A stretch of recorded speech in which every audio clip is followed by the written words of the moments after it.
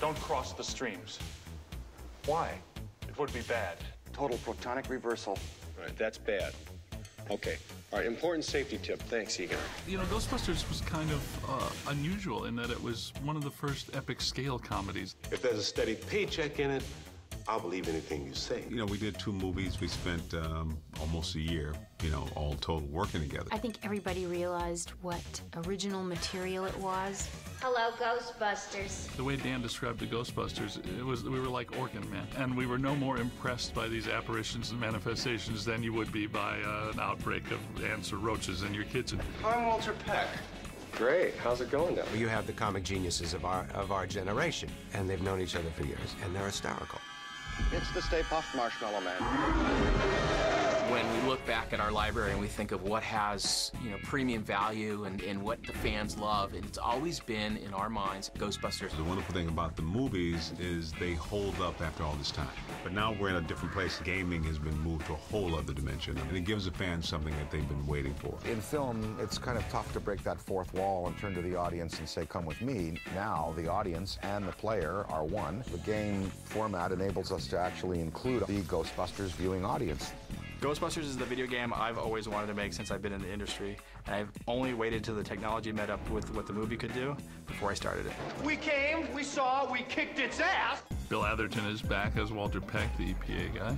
Annie Potts is back as Janine, and then all the Ghostbusters is Ernie Hudson, Danny, me, and Bill Murray. Having Dan Aykroyd makes the game. Having Bill Murray, having, you know, Harold Ramis and Ernie Hudson, that makes the game. I mean, you have to have Janine answering the phone at Ghostbusters headquarters. I mean, you can't have someone else do that. Ghostbusters, what do you want? My character has, it feels like, as we record the dialogue, that my character has a lot of instructions. Because Egon is the logical, systematic one. I didn't realize I had so many memorable lines until 25 years later somebody will go, that's a big Twinkie. That's a big Twinkie. Bill Murray's character, Venkman, kind of holds down that kind of dry, skeptical, mundane quality. And that makes for a lot of comedy. It's right here, Ray. It's looking at me. He's an ugly little spud, isn't he? I think he can hear you, Ray.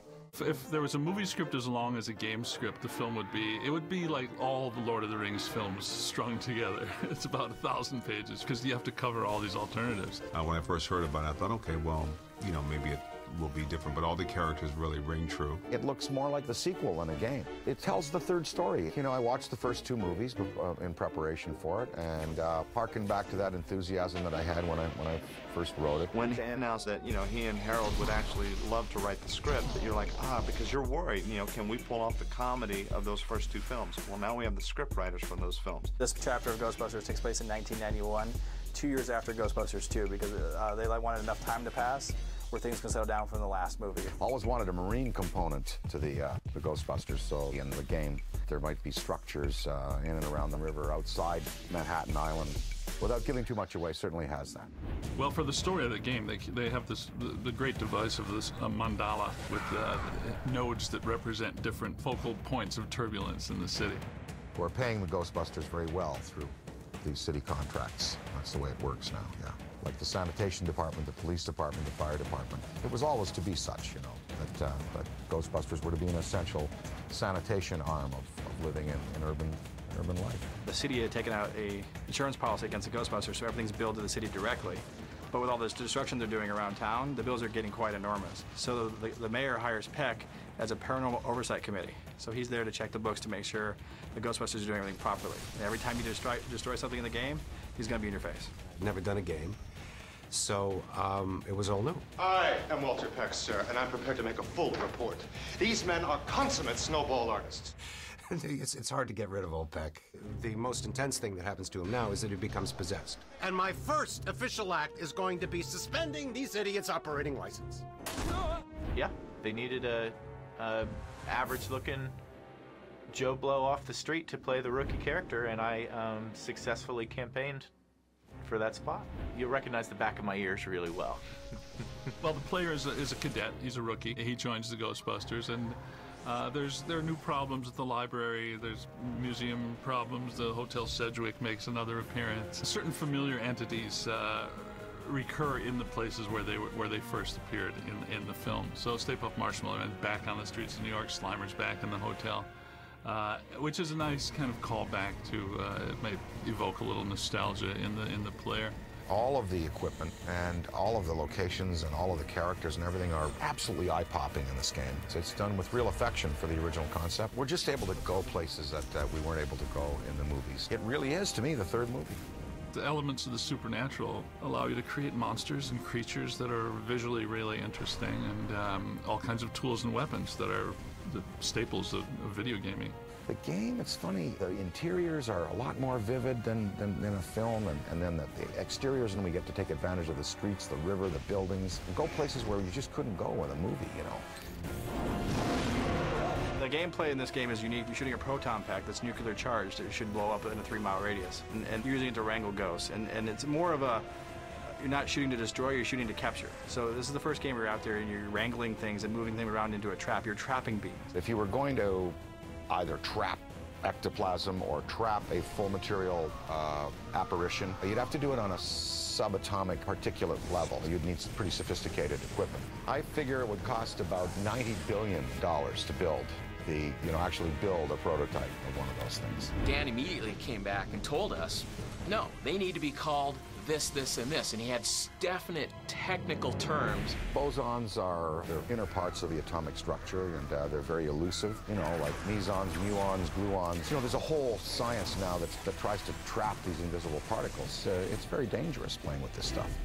Throw it! I did that, that's my fault. It's okay, the table broke the fall. Composite particle system is similar to a distillery in the field of making corn liquor. What you're doing is you're doing an original collision, and then you're basically forcing it back through a filter, but it forces them back through where they've already been, and then out through your wand. Yeah. Again, very expensive equipment. Very, very expensive. It's just occurred to me we really haven't had a completely successful test of this equipment. I blame myself. So do I. No sense worrying about it now. Why worry? Each of us is wearing an unlicensed nuclear accelerator on his back. When we set out to work with the developer, we interviewed actually quite a few, and Terminal Reality came in with a demo that quite honestly blew us away. The Infernal Engine, our internal engine here at Terminal Reality, really allows us to create a living, breathing world, so to speak. We can put literally thousands of objects moving through the environment at once. You can blow apart things. Pretty much in a video game, you have to have walls, a floor, and a ceiling. Other than that, everything's fair game to be destroyed in Ghostbusters. In Ghostbusters, the video game, there's a lot of different equipment that the player has at their disposal. We've kind of taken the traditional proton stream and we've added some elements to it. If this was a movie, there wouldn't be the level of environmental destruction. We kind of go above and beyond. All the crowds, all the individual people actually have their own AI. There's no flocking AI. It's not hurting. I think one of the biggest challenges of working on this game is everybody wants this to be a great game. And then we bring to that the burden of knowing that gamers out there want this to be a great game.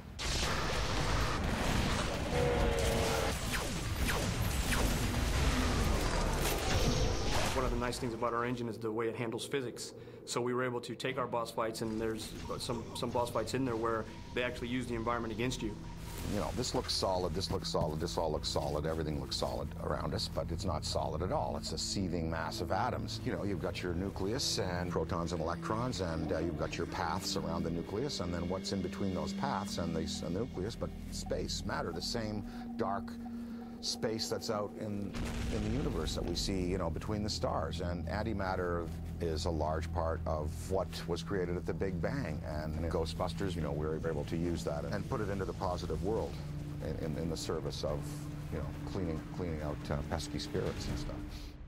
So our objective from the very beginning with this game is that every minute of this game needs to be either fun, funny, or scary. And being a Ghostbuster, which is the ultimate experience we could deliver to a player. In this game, much like the movies, the player is going to be experiencing the equipment on the fly. Ghostbusters tend to go by the seat of their pants, and they don't often have much prep time. Slime Tether masters plasma, and masters the plasma energy in the multiverse everywhere, and enables the operator to hold on to entities that would go back to the dimension they came from or vanish. They can't do it if once the slime tether touches them. Think of it as I guess the glue on the bottom of a fly's foot. It's that kind of viscous, almost like a psychically viscous material. My God is the question. No, but if asked, I always say I'm a god, yeah. Are you a god? No. Then we've actually managed to surprise most people at the end. There is a twist ending where people are actually taken aback. I do feel the fans have been looking for something else, ever since we did the second one. We felt like of all the movies that we have, this definitely is a video game. It's a special moment for all the Ghostbusters fans that have been wanting another storyline for Ghostbusters for 20 years, and to get the talent back together, to get the band back together, to get Sony willing to say yes. It's a perfect storm with the right engine, right license, and right talent. Get her!